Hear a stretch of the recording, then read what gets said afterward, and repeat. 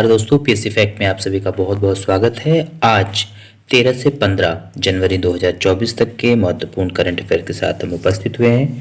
तो चलिए टॉपिक को शुरू करते हैं। हमारा पहला प्रश्न है, सत्र के दौरान अंतरिम बजट कौन पेश करेगा? तो वित्त मंत्री निर्मला सीतारमण जी। दूसरा प्रश्न है, राष्ट्रीय युवा दिवस प्रतिवर्ष क्यों मनाया जाता है? तो स्वामी विवेकानंद के जन्मदिन के उपलक्ष्य में। 2024 में किस आतंकवादी समूह ने सोमालिया में संयुक्त राष्ट्र के हेलीकॉप्टर पर कब्जा कर लिया? तो अल शबाब। कंपनी ने 1 लाख भारतीय डेवलपर्स को कौशल प्रदान करने के लिए AI ओडिसी प्रोग्राम लॉन्च किया है। तो ये कौन सी कंपनी है दोस्तों? ये है माइक्रोसॉफ्ट। किस देश ने भारत के साथ ग्रीन फ्यूल्स अलायंस लॉन्च किया है? तो डेनमार्क ने। स्वच्छ सर्वेक्षण 2023 अवार्ड में 1 लाख से ज्यादा आबादी वाले शहरों में 7वीं बार इंदौर कौन से स्थान पर रहा? पहले स्थान पर। किस कंपनी ने भारतीय नौसेना को पहला स्वदेशी मीडियम एल्टीट्यूड लॉन्ग एड्योरेंस ड्रोन सौंपा है? तो कंपनी है अडानी ग्रुप। निम्न में से किस देश की सरकार ने डीप सी माइनिंग को मंजूरी दे दी है? तो नॉर्वे सरकार ने। बल्क ड्रग पार्क कहाँ स्थापित किया जा रहा है? तो यह ललितपुर में है। निम्नलिखित में से वार्षिक उत्सव त्रिशूर पूरम का आयोजन किस राज्य में किया जाता है? तो त्रिशूर पूरम केरल में बनाया जाता है। कपड़ा मंत्रालय के द्वारा 26 से 29 फरवरी 2024 को भारत टेक्स 2024 कार्यक्रम का आयोजन कहां पर किया जा रहा है? नई दिल्ली। यूपी में बनाए जा रहे विज्ञान पथ से निम्नलिखित में से कौन सा एक जिला नहीं जुड़ेगा? तो गोरखपुर। तो विज्ञान पथ कहाँ बनाया जा रहा है? उत्तर प्रदेश में। वहाँ कई जिलों को आपस में जोड़ा जाएगा, लेकिन गोरखपुर को वहाँ से अभी नहीं जुड़ रहा है वो। भारत के सबसे लंबे पुल का क्या नाम है? तो अटल बिहारी वाजपेयी सेवरी नावा सेवा अटल सेतु। इसे हाल ही में अभी मोदी जी ने इसका अनावरण किया, उद्घाटन किया है, एवं इसके बारे में हम अलग से एक सेपरेट वीडियो देखेंगे। भारत के सबसे लंबे पुल के बारे में कई इसमें महत्वपूर्ण फैक्ट हैं, उसको जानने का प्रयास करेंगे। आकाश NG मिसाइल प्रणाली की प्राथमिक क्षमता क्या है? उच्च गति, फुर्तीले हवाई खतरों का अवरोधन।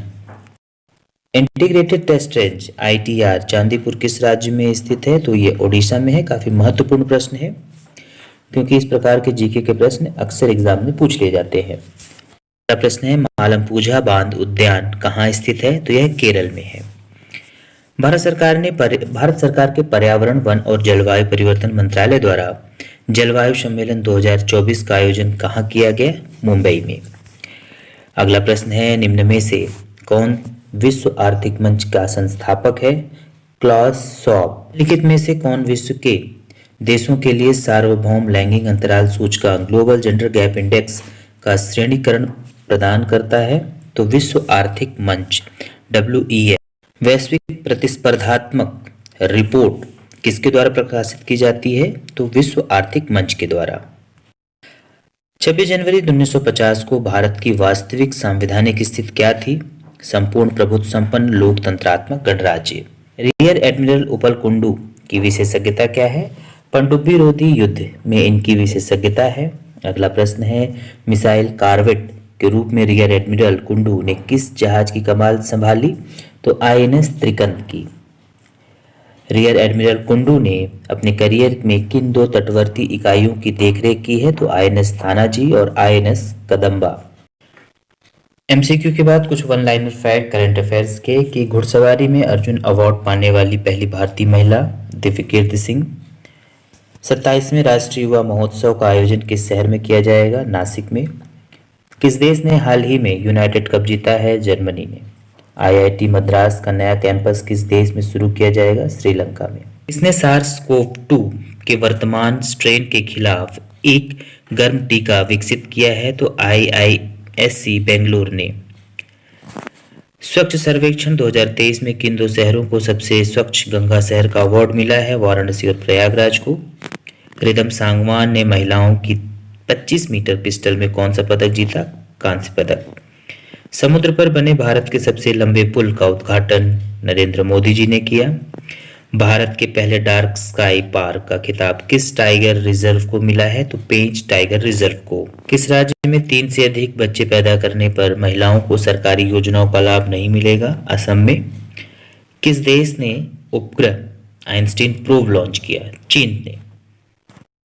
गुजरात में या कहें गुजरात के सानंद में किस कंपनी के द्वारा सेमीकंडक्टर संयंत्र की स्थापना की जाएगी? तो माइक्रॉन के द्वारा। किसने ओडिशा राज्य के मलकानगिरी हवाई अड्डे का उद्घाटन किया? तो श्री नवीन पटनायक जी ने। अगला प्रश्न है, नए समझौते के मुताबिक हर राज्य और केंद्र शासित प्रदेश को कितने साल के भीतर गणतंत्र दिवस परेड में अपनी झांकी दिखाने का मौका मिलेगा? तो 3 साल के भीतर। हाल ही में यूपीएससी के सदस्य कौन बने हैं? तो आईपीएस अधिकारी सीलवर्धन सिंह। बहुत ही महत्वपूर्ण प्रश्न है ये। किस केंद्रीय मंत्री ने मोदी एनर्जाइजिंग ए ग्रीन फ्यूचर नामक पुस्तक का विमोचन किया? तो केंद्रीय मंत्री भूपेंद्र यादव जी ने। किस राज्य में पशुओं को शीतलहर से बचाने के लिए पशुपालन विभाग ने परामर्श जारी किया है? हरियाणा सरकार ने। महाराष्ट्र में 30,500 करोड़ रुपए से अधिक की विकास परियोजनाओं का उद्घाटन और शिलान्यास प्रधानमंत्री मोदी जी के द्वारा किया गया। 12 जनवरी को पूरे भारतवर्ष में कौन सा दिवस मनाया जाता है? तो राष्ट्रीय युवा दिवस। अगला प्रश्न है, विंग्स इंडिया किस शहर में बेगमपेट हवाई अड्डे पर आयोजित किया जाएगा? तो हैदराबाद में। किसके द्वारा स्टार्टअप इंडिया इनोवेशन वीक 2024 का आयोजन किया जा रहा है? तो DPIIT द्वारा। किस देश ने कुत्ते के मांस के व्यापार पर प्रतिबंध लगाया है? दक्षिण कोरिया ने। भारत के अंटार्कटिक अभियान में किस देश के वैज्ञानिक शामिल हुए हैं? तो बांग्लादेश और मॉरिशस के। अगला प्रश्न है, किसने नासिक में 27वें राष्ट्रीय युवा महोत्सव का उद्घाटन किया? प्रधानमंत्री मोदी जी ने। अगला है, Gujarat EV plant electronic vehicle plant के लिए जेनसोल इंजीनियरिंग ने कितने करोड़ रुपए का आवंटन किया? तो 2000 करोड़ रुपए का। किसने फर्जी इनकमिंग कॉल और साइबर अपराध और धोखाधड़ी की रोकथाम के लिए अभियान शुरू किया है? तो दूरसंचार विभाग ने। अगला प्रश्न है, इन्फोसिस ने कितने करोड़ रुपए में इनसेमी एक सेमीकंडक्टर डिजाइन फर्म का अधिग्रहण किया? 280 करोड़ रुपए में। आईसीसी ने आगामी अंडर 19 पुरुष विश्व कप के लिए मैच अधिकारियों की लिस्ट में किन 2 भारतीयों को शामिल किया है? तो KNA पद्मनाभन और नारायण कुट्टी को।